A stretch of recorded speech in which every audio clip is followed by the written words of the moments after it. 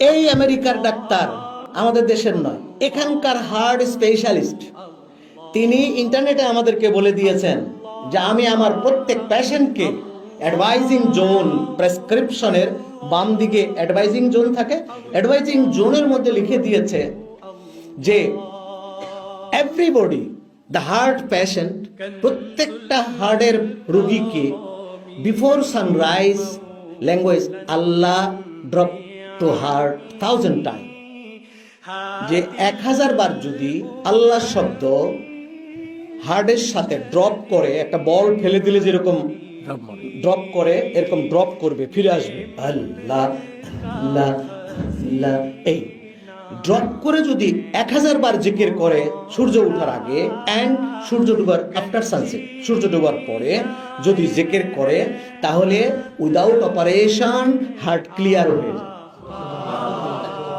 আর যারা এটা করে অভ্যস্ত হবে তার হার্ট কোনোদিন ব্লক হবে না, আর যত রোগী হোক। তাহলে সায়েন্স, সে চিকিৎসা বিজ্ঞানী যদি আজকে খুঁজে দেয় আমাদেরকে যে আল্লাহ শব্দের 4টা অক্ষর দিয়া জিকির করলে হার্ট ক্লিয়ার হবে, অথচ আল্লাহ রসুল বলেছেন উযকুর রাব্বাকা ফি নাফসি, কোরআন শরীফে আল্লাহ বলছেন জিকির করো সকাল সন্ধ্যা, আর কিছু কয় নাই। জিকিরের ফায়দা কি আল্লাহ বলে নেই, রাসূলুল্লাহ বলেছেন লিকুল্লি শাইইন সিকালাতুল কুলুবি যিকরুল্লাহ। সব জিনিস পরিষ্কার করার একটা উপাদান আছে, আর কলব পরিষ্কার করার উপাদান জিকির। যত আল্লাহ জিকির করবা তত কলব পরিষ্কার হবে, আর কলব যত পরিষ্কার হবে তত আল্লাহর নূরের আমদানি হবে কলবে। অন্ধকার যত কেটে যাবে আলো তত আসবে, আর আলো যত বাড়বে সেই আলোর চোখ হবে, কান হবে, মুখ হবে, সবকিছু হবে।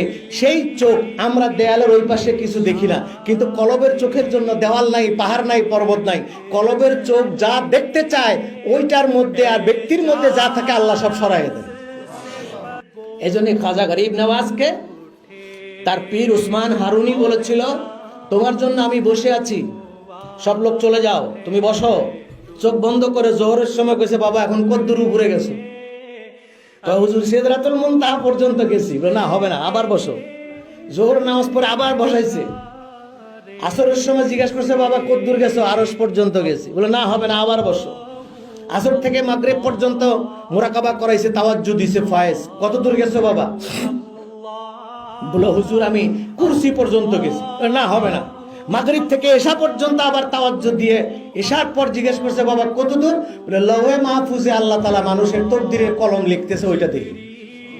হ্যাঁ, এইবার ঠিক আছে। সেই জন্য খাজা উসমান হারুনি, এক মহিলা যাইয়া কাঁদছিল যে হুজুর, আমার স্বামী, আমার পরপর 2টা মেয়ে, এবার আমার গর্ভে বাচ্চা, যদি মেয়ে হয় তাহলে আমার স্বামী বলেছে আমাকে তালাক দিবে, হুজুর আপনি একটু দোয়া করে দেন। খাজা উসমান হারুনি চোখ বন্ধ করে বলছে, সরি, তোমার তকদিরের খাতায় কোনো ছেলে নাই, আমি দোয়া করে লাভ নাই, তুমি যাও। উনি বকতে বকতে যায়। মহিলা কি এক পীর আইছে, কিছু জানে না, শোনে না, আমার একটা ছেলে দিতে পারলো না, আবার পীর হইছে, বকতাছে, বকে নামে যেরকম করে মেয়েরা।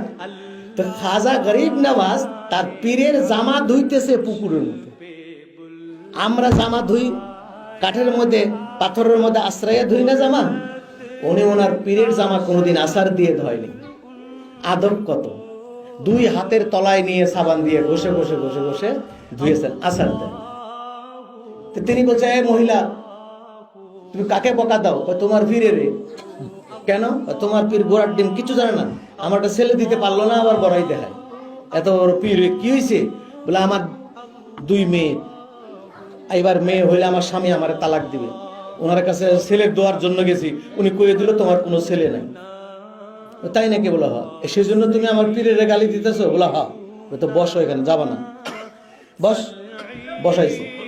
ওই কাপড় ধরে উনি চোখ বন্ধ করে মাথা নিচু করছে, কাপড় ধরাই আছে হাতের মধ্যে। ও চোখ বন্ধ করে বলতেছে, বেটি তোর পোলার নাম লেখ একটা করে।